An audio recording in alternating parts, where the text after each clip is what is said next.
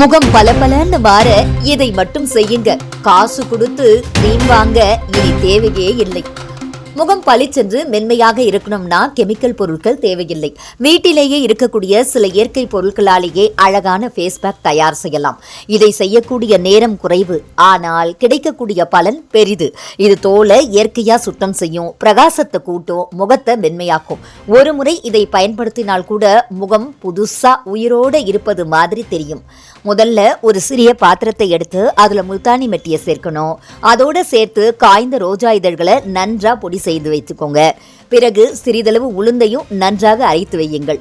இவை மூன்றையும் ஒன்றாக கலந்து வைக்கணும். பின்னர் பன்னீர் அல்லது மோர் சேர்த்து பேஸ்ட் மாதிரி கலக்கணும். இதோட வாசனையும் மிருதுவான தன்மையும் முகத்துக்கு நல்ல சுறுசுறுப்பு தரும்.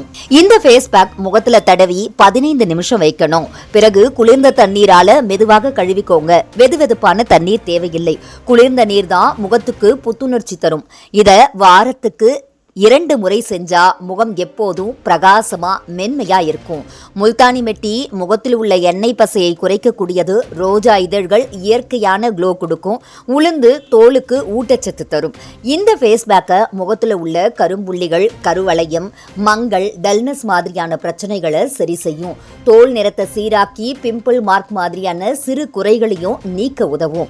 முகம் மெதுவா பளபளப்பா மாறும். இதை எந்த தோல் வகையினர் வேண்டுமானாலும் பயனடைய எவ்வித பக்க விளைவுகளும் இல்லாமல். பியூட்டி பார்லர் போகாமலேயே வீட்டிலேயே இந்த இயற்கையான அழகை பெறலாம். ஒரு முறை இதை செய்து பாருங்க. கண்ணாடி முன்னாடி நின்னா உங்க முகம் எப்படி பிரகாசமா மாறி இருக்கும்னு நீங்களே ஆச்சரியப்படுவீங்க. இதை அடிக்கடி பயன்படுத்தினா முகம் எப்போதும் பிரகாசமா புத்துணர்ச்சியோட ஆரோக்கியமா இருக்கும்.